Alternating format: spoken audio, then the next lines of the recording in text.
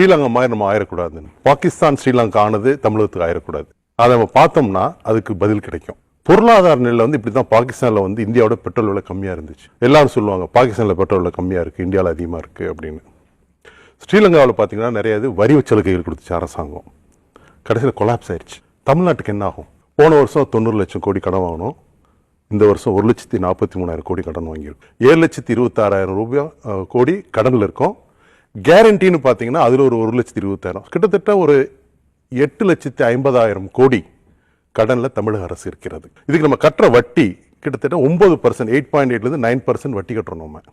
இந்த வருஷம் 51,000 கோடி கட்டியிருக்காங்க. அடுத்த வருஷம் 63,000 கோடி கட்டுவாங்க. இப்போ 90 லட்சத்திலிருந்து கடன் 146 லட்சம் ஆயிடுச்சு. இந்த 146 லட்சம் கோடிங்கிறது வந்து நம்ம வருவாயில் 50%. அடுத்த வருஷம் இது வந்து 2 லட்சம் கோடி ஆகலாம். இன்னொரு 3 வருஷத்துல ஒரு 11 லட்சம் அல்லது 12 லட்சம் கோடி ஆயிடுச்சுன்னா அரசாங்கம் என்ன பண்ணும்? இபியோட சார்ஜ் ஏற்றி ஆகணும். 1000 ரூபாய் கொடுக்கறது தப்பா சரியாங்கிறத விட 1000 ரூபாய் கொடுக்கறதுக்கு எந்த அடிப்படையில் அவங்க நிர்ணயம் பண்ணாங்க? ஆனால் நம்ம எல்லாத்துக்குமே தெரியும், இது அரசியல்ல வந்து ஓட்டு போடும்போது ஒரு வாக்குறுதி கொடுத்தோம். 1000 ரூபாய்க்கு பொருளாதார ரீதியாக வந்து இந்த 1000 ரூபாய் வந்து மனிதர்களை வந்து மேம்படுத்தும்னா தெரியாது நமக்கு.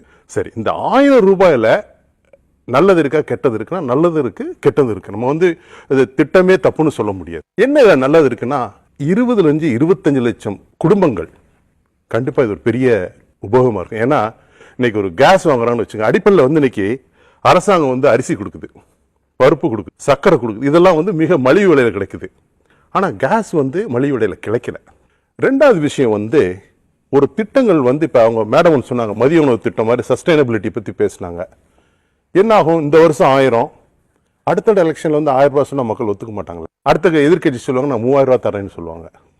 இவங்க 4000 ரூபாய் கொடுக்குன்னு சொல்லி ஆகணும், இல்லாட்டி 3000 ரூபாய் மேட்ச் பண்ணி ஆகணும். இது ஒரு ரேட் ரேஸ் மாதிரி.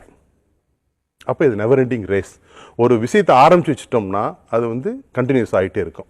நான் ரொம்ப டிஸ்டர்ப் பண்ணிடுச்சு இந்த ஒரு வாரமாக வந்து பல நிகழ்வுகளை நான் பார்க்கும்போது ஒரு பெரிய ஒரு யோசனை கொண்டாச்சு. தமிழகத்தில் 50% மக்கள் ஒரு 1000 ரூபாய் ஒரு பெரிய மாற்றத்தை தரும் என்று அரசாங்கம் நம்புகிறது என்றால் 75 ஆண்டுகள் சுதந்திரத்திற்கு பின் 50% மக்களை நாம் ஏழையாக வைத்திருக்கிறோமா? இவர்கள் முன்னேற்றத்துக்கு பாடுபடவில்லையா? அப்படி ஒரு கேள்வி.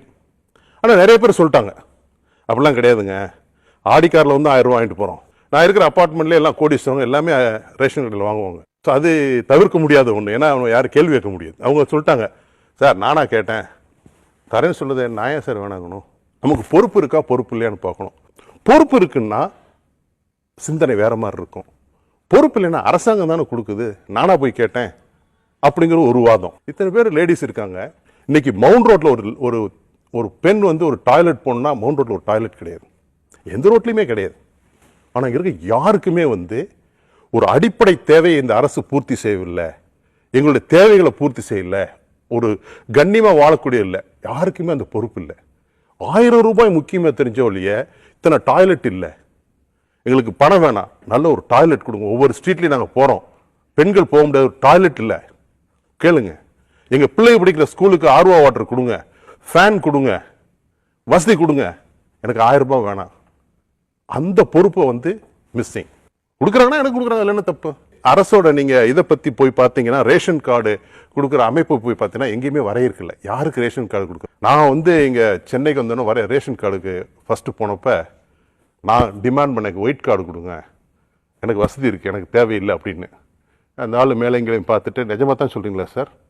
ஆமாம் சார் அப்படின்னு. அப்புறம் போய் நான் வந்து ஸ்டாட்டிஸ்டிக்ஸ் எடுத்து பார்த்தேன். எத்தனை பேர் என்ன பண்ணால் 60,000 பேர் தான் தமிழகத்தில் வந்து எனக்கு ரேஷன் கார்டு வேண்டாம், அந்த ஒயிட் கார்டு வேணும், எனக்கு அரிசி வேண்டாம், சுகர் வேண்டான்னு. அப்போ தமிழகத்தில் 60,000 பேர் மட்டும்தான் வசதியானவங்களா? மிச்சம் இருக்க எல்லாத்துக்குமே ரேஷன் கார்டு தேவைப்படுது. அரசு பாரபட்சம் இல்லாமல் கொடுத்துருச்சு, எல்லாத்துக்கும் கொடுத்துருவோம் அப்படின்னு சொல்லிட்டு. அதனால இந்த 1000 ரூபாய் ஒரு மிகப்பெரிய சிந்தனையை உண்டாக்கிடுச்சு. அதாவது மக்கள் ஒவ்வொருத்தரும் திங்க் பண்ணணும், 1000 ரூபாய் என் பிரச்சனை தீர்க்கும்னா 20-25 லட்சம் குடும்பங்களுக்கு கண்டிப்பாக தீர்க்கும். ஒரு கேஸ் சிலிண்டர் வாங்க முடியாத வச்சு மற்றவங்களுக்குலாம் தீர்க்கும்னா கிடையாது. இன்னும் கேட்டீங்கன்னா 10,000 ரூபாய் கொடுங்க. ஐ வுட் ப்ரிஃபர் இந்த அரசாங்கம் ஒவ்வொருத்தருக்கும் 10,000 ரூபாய் தரணும். என்ன ஆகும்? 2 வருஷத்துல அரசுக்கு திவால் ஆகும், கடன் கட்ட முடியாது அரசாங்கம். அப்போ ஒரு புது சிந்தனை ஒரு மக்களுக்கு. இனிமேல் இப்படி கேட்டால் நம்ம தான் அஃபெக்ட் ஆகும், இனிமேல் நம்ம ரெஸ்பான்சிபிலிட்டியோட வாழலாம். தேவையில்லாமல் அரிசி வாங்கி மாட்டுக்கும் ஆட்டுக்கும் கோழிக்கும் போடுறதை விட்டுட்டு யாருக்கு தேவையோ அவங்க வாங்கட்டும். அவங்களுக்கே இப்படி மட்டமான அரிசி கொடுக்கணும். ஏன்னா இந்த அரிசி எல்லாத்துக்கும் பகிரும்போது என்ன ஆகுதுன்னா குவாலிட்டி கம்மியாகுது. யார் யாரெல்லாம் போய் இந்த 1,15 லட்சம் அவங்க சொன்ன மாதிரி எனக்கு வேண்டான்னு சொல்றத ஒரு 50 லட்சம் பேர் எழுதி கொடுக்கட்டும். அரசாங்கம் யோசிக்கும். மக்கள் ரெஸ்பான்சிபிள் ஆயிட்டாங்க, கேள்வி கேட்பாங்க நம்மளையே.